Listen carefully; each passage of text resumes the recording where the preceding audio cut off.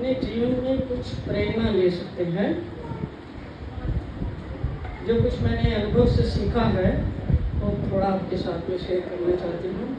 जितना मुझे समझ आया, मैं मानती हूँ कि मुझे बहुत कम समझ आया, पर जितना भी समझ आया वो मैं आपके साथ शेयर करना चाहती हूँ, जिस चीज़ ने मुझे हेल्प किया है। कि अभी महात्मा जी बात कर रहे थे विशेषों की, स्थानों की, प्रसादों की और 4 साधनों की। ये साधन सबके सब आदरणीय हैं और इन सब की स्टेजेस हैं। अर्ली स्टेजेस में जब आप धर्म से जुड़ते हैं तब आपको इन साधनों की ज़्यादा आवश्यकता होती है, क्योंकि आपको कुछ चीज़ चाहिए पकड़ने के लिए, जुड़ने के लिए।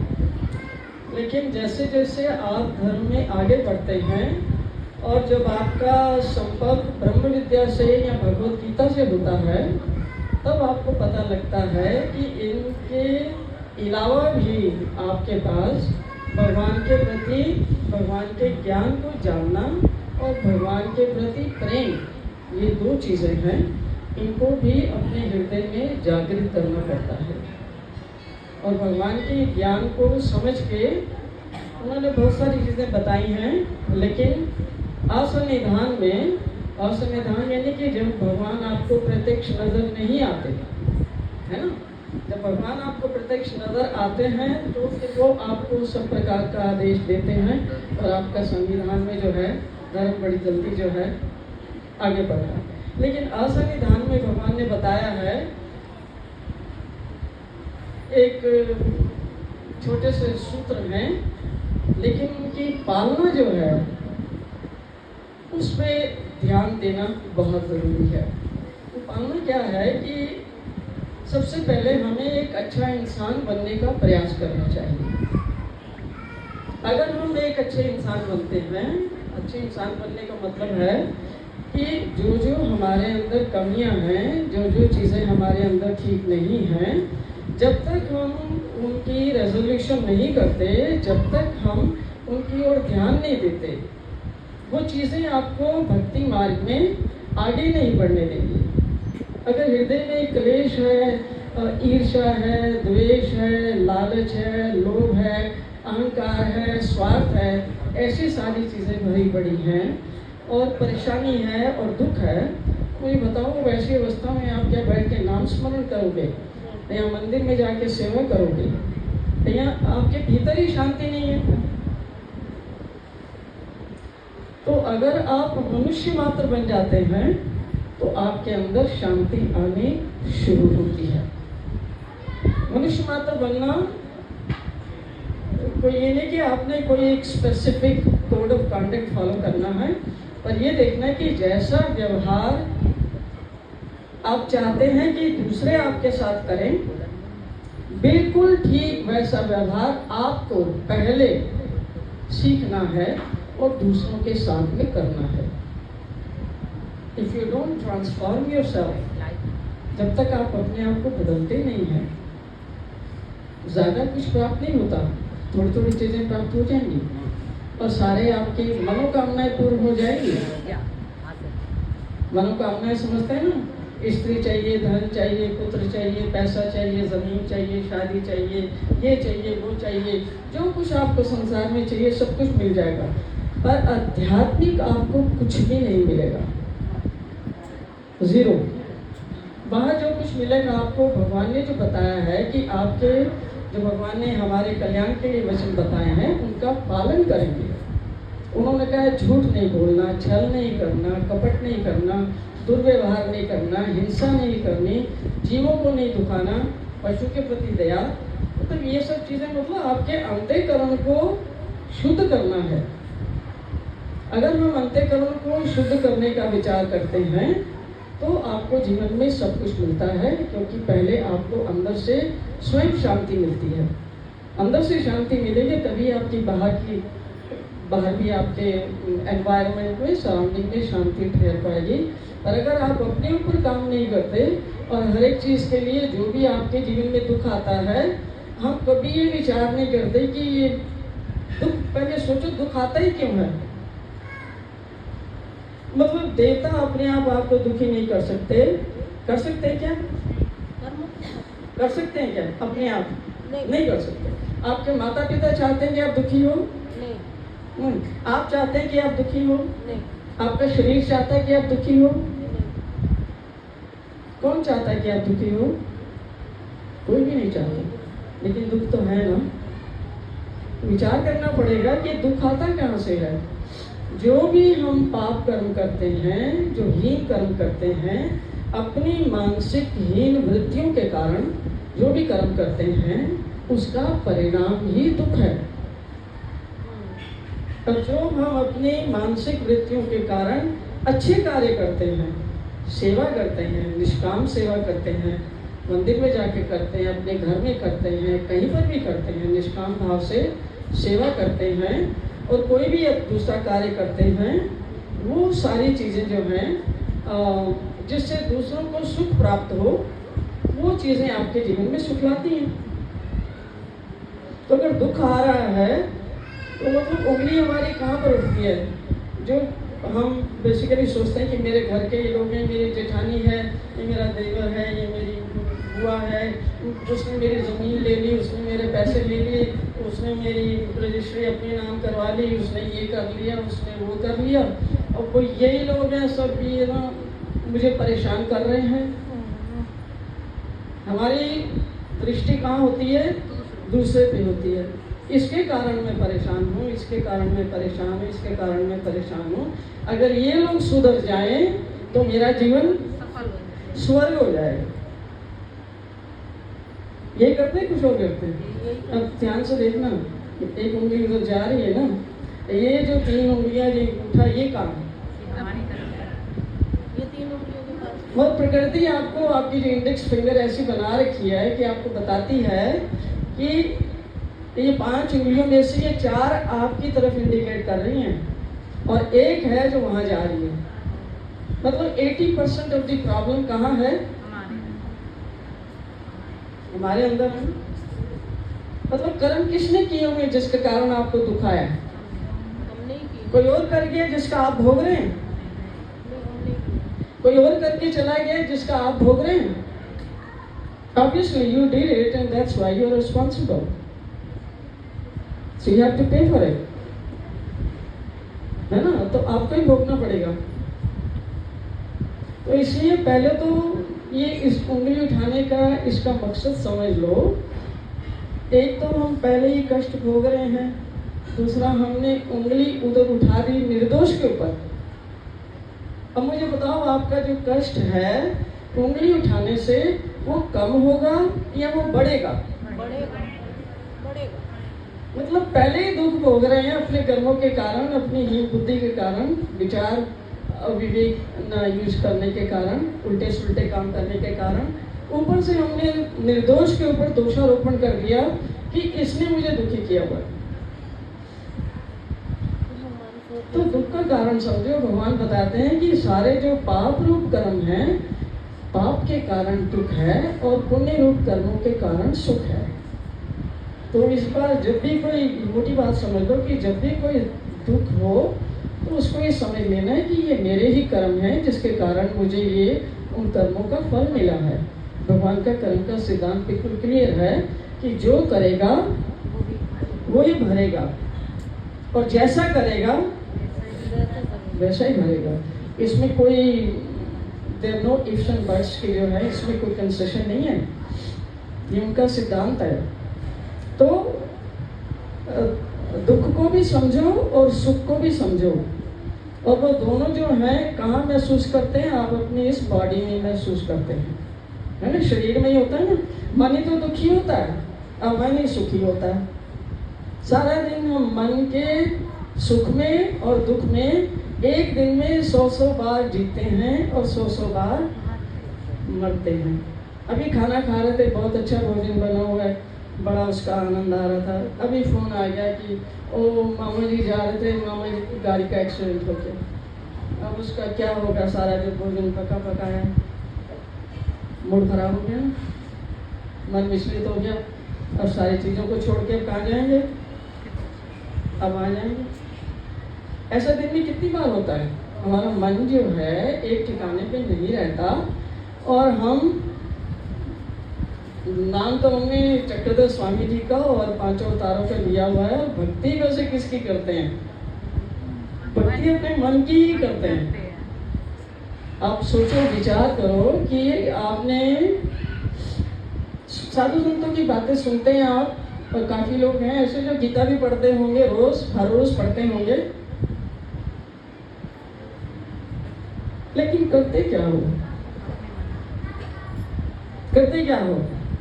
जो बताया गया है गीता में वो करते हो? ये जो साधु संत ने बताया वो करते हो?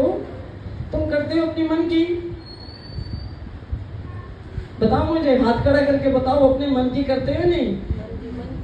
खड़ा करके बताओ हाथ। और सुनते सबकी हो? क्योंकि तुम्हें बताया गया भी सुन लेना सबकी। हाँ जी, जी भाई जी, हाँ जी, हाँ जी भाई जी, जी भाई जी। आपने कहा है ना, पढ़िए गीता में पढ़ता हूँ, मैं करता हूँ, करती हूँ। लेकिन करते हम क्या हैं? गीता तो ठीक है, आपने पढ़ ली, विशेष पूजा भी आपने कर ली, प्रातःकाल का अवसर भी कर लिया, दंडवत भी लगा दी, आरती भी कर, करते क्या हो बाद में? मतलब सारा दिन क्या करते हो? ये तो कार्यक्रम आप दिन में 3 बार करोगे ना, तो आपका जो स्टेट ऑफ माइंड है सारा दिन कैसा रहता है? आप अपने विचारों को देखो कि आपके विचारों में क्या चलता है। क्या भगवान रहता है क्या वहां? अगर भगवान आपके विचार में रहेगा, आपके दिल में रहेगा, तो मुझे बताओ ये जितने भी बेसुरे काम हैं, जो बेकार के काम हैं, जो बेकार की चीजें हैं, जो दुखदाई हैं, वो आप कर पाओगे? Would you be able to do that? नहीं कर पाओगे। तो इसी चीज को हम सिर्फ अपनी फॉर्मेलिटी समझ के 3 टाइम कर देते हैं, और बाकी सारा दिन किसकी सुनते हैं? मन की सुनते हैं। देखो, मन में देवी देवताओं का निवास है, बुद्धि में भी देवी देवताओं का निवास है, अहंकार में भी बड़े बड़े महादेव जैसे देवी देवताओं का निवास है। कोई भी देवी देवता जो है उसकी कोई इंटेंशन नहीं है कि आप भगवान की भक्ति करो। कौन आपके अंदर ऐसा है जो भगवान की भक्ति करना चाहता है? वो बताओ, क्या चीज है आपके अंदर? कौन है आपके अंदर जो भगवान की भक्ति करना चाहता है?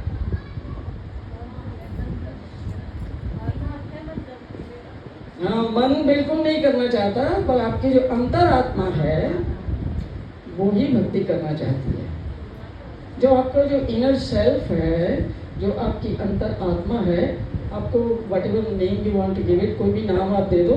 ये नाम तो सब भाषा के हैं ना, और भाषा तो मनुष्य ने बनाई है।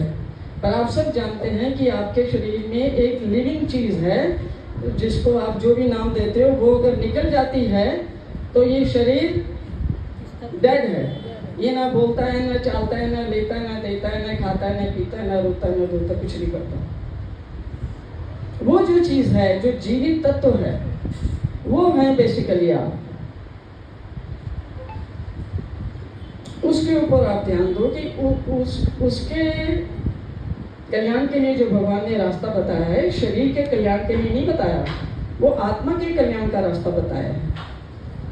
और असंविधान में आपने क्या करना है? ये 4 चीजें जो है, आपका मन, बुद्धि, चित्त और अहंकार, यानी कि आपका जो अंतःकरण है, अंतःकरण में जो आपके विचार चलते हैं सारा दिन, और हृदय में जो आपकी भावनाएं चलती हैं सारा दिन, उनको देखना है। विचारों को और भावनाओं को, इनको आपने शुद्ध कर लिया।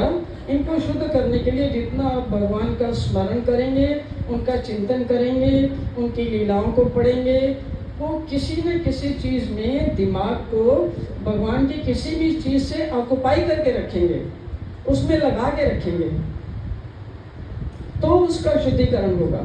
और अशुद्धिकरण कैसे होता है? जो सारा टाइम ये रील्स चलती हैं, ये चलते हैं, और इधर उधर की बातें चलती हैं, घर गृहस्थी की चीज़ें चलती हैं, यही तो सारी मलिनता पैदा करते हैं। मलिनता आपको कैसे पता लगे कि मलिन हो रहा है? तो उसकी शांति भंग होती है। शुद्ध का अर्थ है कि आपके भीतर संतुष्टि है और शांति है। अगर संतुष्टि और शांति अंदर नहीं है, इसका मतलब विचारों की उथल पुथल, भावनाओं की उथल पुथल, और माया के दायरे में आप घूम रहे हैं। भगवान के साथ रहेंगे तो भगवान की सारी चीज़ नित्य है, शाश्वत है, सनातन है। उनकी ब्रह्म विद्या अखंड है, सनातन है। उनके वचन अखंड है, सनातन है। उनका नाम, उनकी याद, उनके वचन, ये सारी चीज़ें शाश्वत हैं और माया से परे की हैं। तो इसलिए जो माया से परे जो सर्वशक्तिमान परमेश्वर है, जब उसके साथ आप कनेक्ट करते हो तब आप माया को पार करते हो। माया यानी मन, बुद्धि, चित्त, अहंकार, ये आपका पूरा शरीर और ब्रह्मांड की और भी सारी चीज़ें। भगवान ने अपना निर्णय प्रत्यक्ष दे रखा है।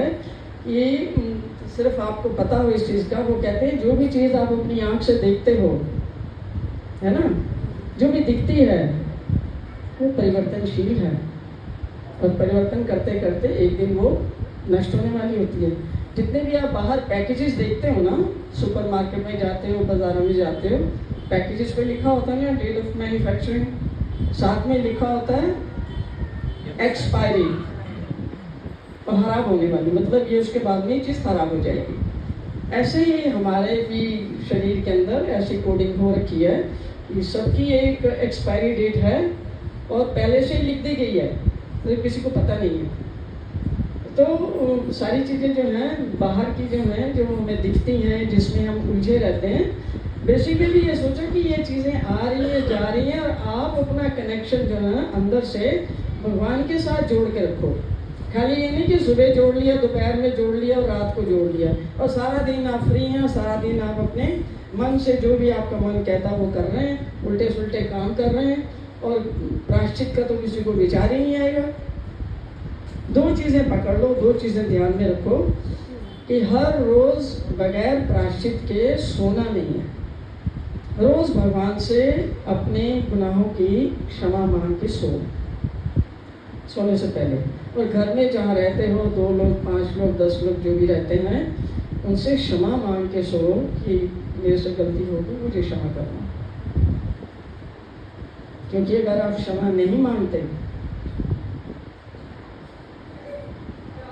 तो बात बढ़ के आपके घर से कहाँ जाएगी? पूरे गांव में फैलेगी ही नहीं। आप क्षमा नहीं मांगते, आपका दिल भारी है, आप कहते हैं मैंने गलती नहीं की। आप कोई भी आजकल कलयुग का जीव अपनी गलती मानने के लिए बताओ तैयार है क्या? नहीं। मेरी कोई गलती नहीं भाई, मैंने कुछ किया ही नहीं। सारी गलती किसकी है? सारी गलती मैंने कुछ नहीं किया। बिल्कुल, आप उसको बुला लो, उसी ने बात शुरू की थी, मैंने कुछ नहीं किया। अब मुझे बताओ, अगर सारी गलती दूसरे व्यक्ति की है तो एक हाथ से ताली बजती है क्या? कोई उसमें नॉइज होती है क्या? कोई खड़खड़ाहट होती है क्या? खड़खड़ाहट के लिए 2 चाहिए। अगर तुम्हारी कोई गलती नहीं है तो तुम्हारा फिर ये मतभेद या जो भी भेद है कैसे हो गया? कुछ तो तुमने बोला होगा, कुछ तो तुमने कहा होगा। कोई भी अपनी गलती मानने को तैयार है क्या? हम अपनी गलती नहीं मानेंगे, अगले दिन हम क्या करेंगे? उससे भी ज़्यादा बड़ी गलती करेंगे। और ऐसे करते करते एक दिन गलतियों की अधिकता से, असावधानियों की अधिकता से एक दिन इस धर्म से भ्रष्ट होके ही रहोगे। ऐसी कौन सी चीज़ है हमारे अंदर जो हमें क्षमा नहीं मांगने देती? अहंकार कहते हैं कि मैं तो किता ही नहीं कुछ, मैं नहीं कुछ किया भाई जी, सारा कुछ ज़्यादा किया होता यार, मैं नहीं कुछ किया। अगर आप इतना भी अपने साथ ऑनेस्ट नहीं है, ईमानदार नहीं है, तो आप क्या खाक धर्म निभाएंगे?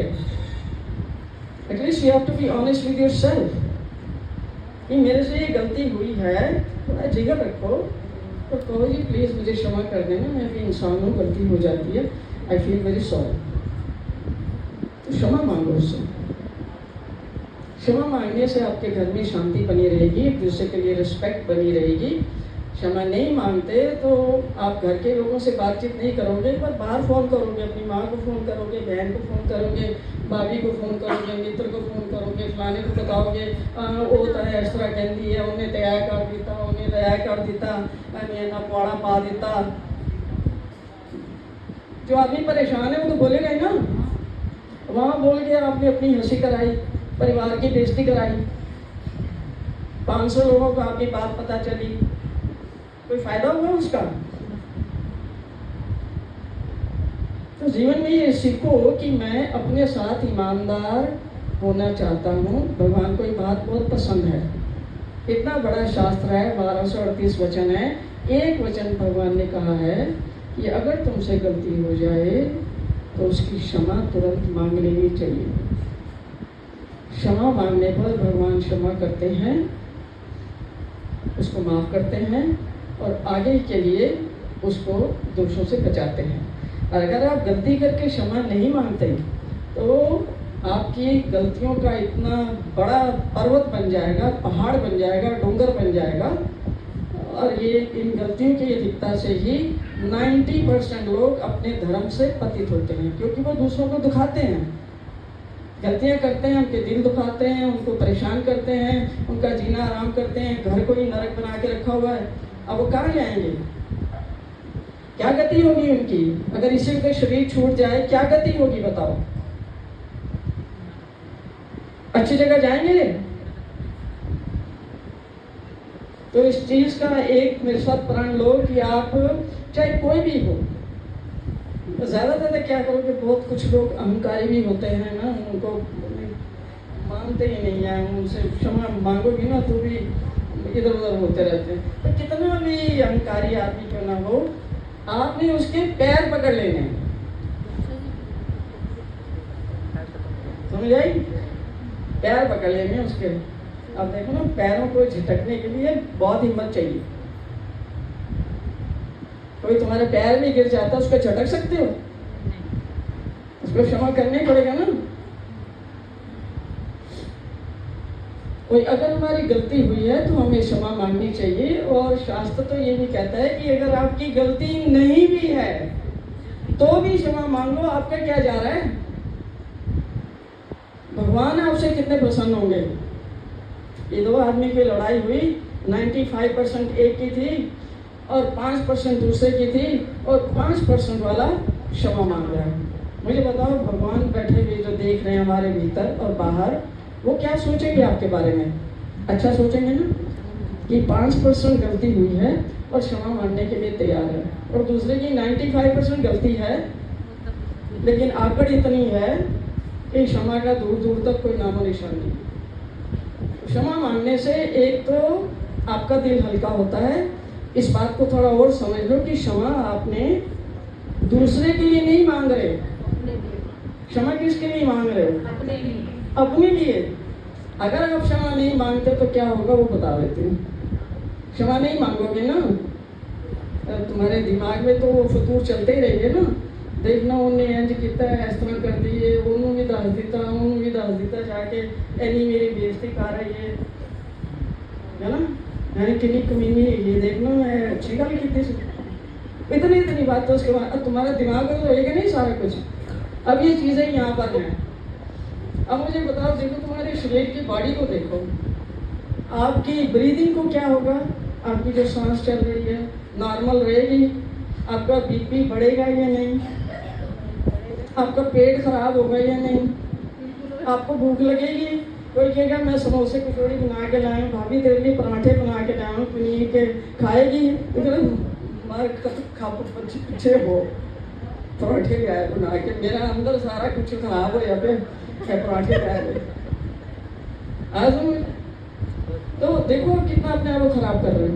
मानसिकता बिगड़ गई, बीपी बिगड़ गया, पेट खराब हो गया, नींद आएगी ढंग से बिस्तर पे लेटते ही, नींद खराब कर लिया आपने, नींद भी खराब कर ली, पेट भी खराब कर लिया, दिमाग भी खराब कर लिया, शरीर को रोग लगा लिया। क्षमा नहीं मांगी, नहीं ना वो मैं वटी हाँ, नहीं उन्होंने छोटे ਨੂੰ क्षमा मंगनी चाहिए। वो आवे ना मेरे को मंगे क्षमा, मैं अच्छी लगनी है बड़ी बडेरी क्षमा मंगी। मतलब जो दुख होता है बड़े आदमी को, छोटे को, बच्चे को, सब एक जैसा होता है। तो आपने ये देखना है कि क्षमा आपने मांगनी है। किसी का दिल दुखा है, आपकी कोई ऐसी हरकत हुई है तो उसके लिए क्षमा मांगो, क्षमा मांग के आगे बढ़ो। अपने शरीर का जो है आप ख्याल रखेंगे, अपने साथ ऑनेस्ट होंगे, भगवान भी आपसे प्रसन्न होंगे, आपका मानसिकता जो है क्लियर होगी और क्लियर मानसिकता से आप फिर भगवान की सेवा कर सकेंगे, भजन कर सकेंगे, ध्यान कर सकेंगे, सिमरन कर सकेंगे, बहुत सारी चीज़ें कर सकेंगे। पर आपके अगर भेजे में ये सब चल रहा है तो मुझे बताओ, यहाँ आके कुछ भी, महात्मा जी पहले कह रहे थे करते हैं हम सब कुछ, सुबह भी करेंगे, दोपहर को भी करेंगे, शाम को भी करेंगे, किस मन से करोगे? बाहरी मन से करोगे,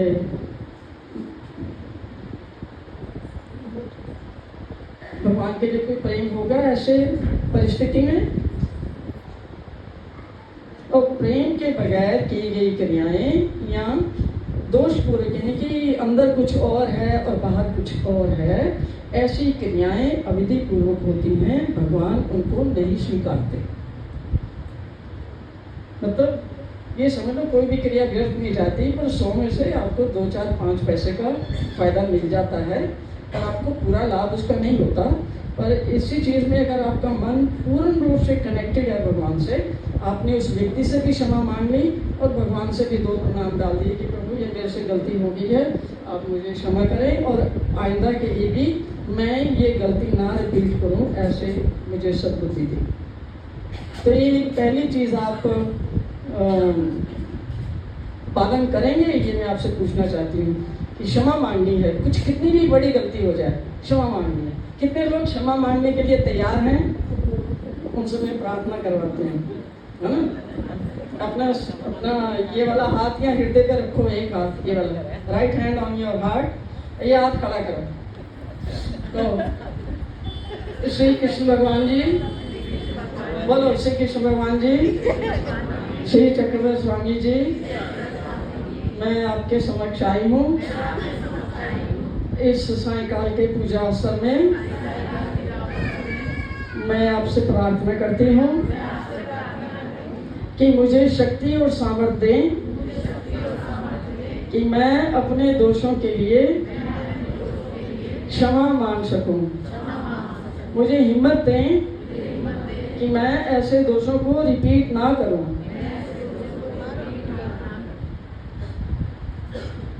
अनंत कोटि बार आभार, अनंत कोटि बार प्रणाम।